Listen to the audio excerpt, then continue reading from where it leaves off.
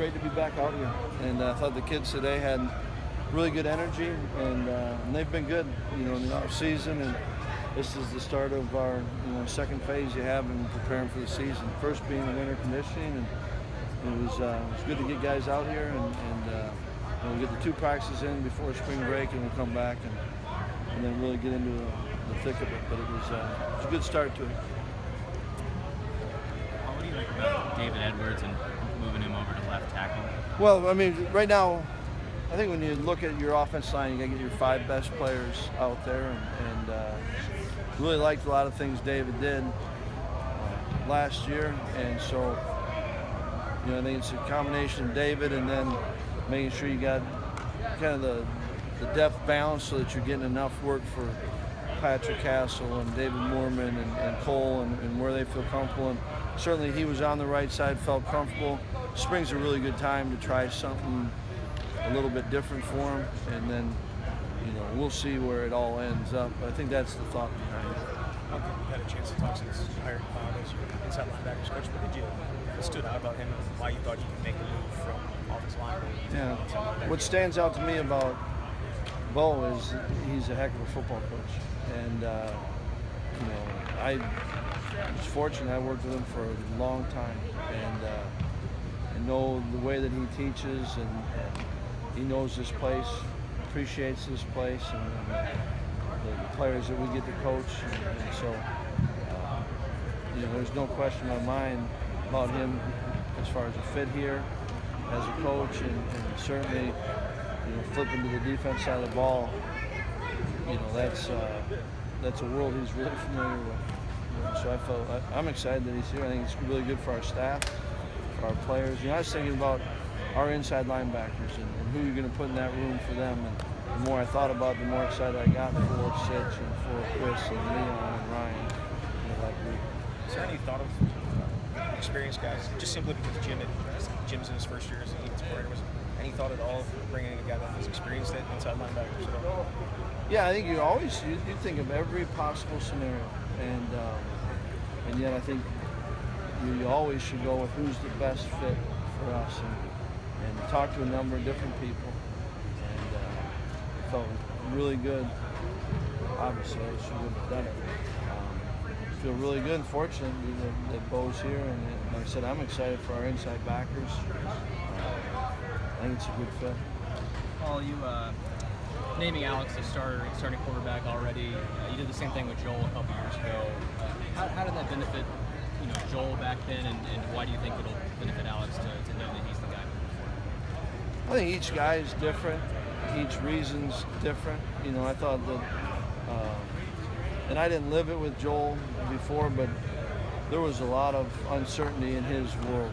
And I thought if you could just make it simple. There's a guy that started, going into his senior year, I don't know how many, you can do the math real quick, but he won a lot of games as a starter. And right now, we've got a guy in Alex that's, started a number of football games last year for us, and we got 2 freshmen behind him. And I like what Alex has done in the off season, and just he's earned the right to be the starter. How does Nick Nelson add to your group, and how does he complement how Derek likes to play? Nick Nelson's a really good football player, and as a cornerback, and we were, with the transfer year and sitting out, he didn't play in games, but we saw him play a lot of football, and I think he just makes us better in the back end. How does he complement DT or any of the other guys? I don't know. It's I think he's really skilled cornerback. And way too early to tell. Where's the matchups go. DT's done a lot. Play outside, play in the nickel, in the slot and all that. And we'll work. Nick will work everyone to find out what is the best. Kind of what we're talking about the offensive line. How do you get your best DBs out there, and then where's their best spots? But really excited for Nick and for him to have the opportunity. Like Chris James, who've been sitting out, and this is the start of it, but for them to be able to play, it's a good thing. Talking about trying to get the best DBs on the field, does that go with Trell as well?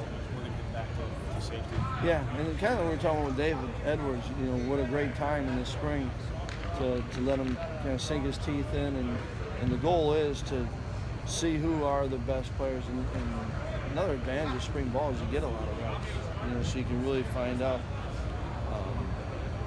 players and playing. You get every other day, so you got time to practice. You can meet and clean up, and you can teach it. So just trying to figure out what's the best use of our talent, and position changes or shuffling or moving on one side to the other. I think those are all part of spring ball, so that you then know going into fall camp what's the best place for that kid and how does he help the team. As spring starts, is outside linebacker one of the positions you're most curious to see how that shakes out, just because you lost Vince and TJ?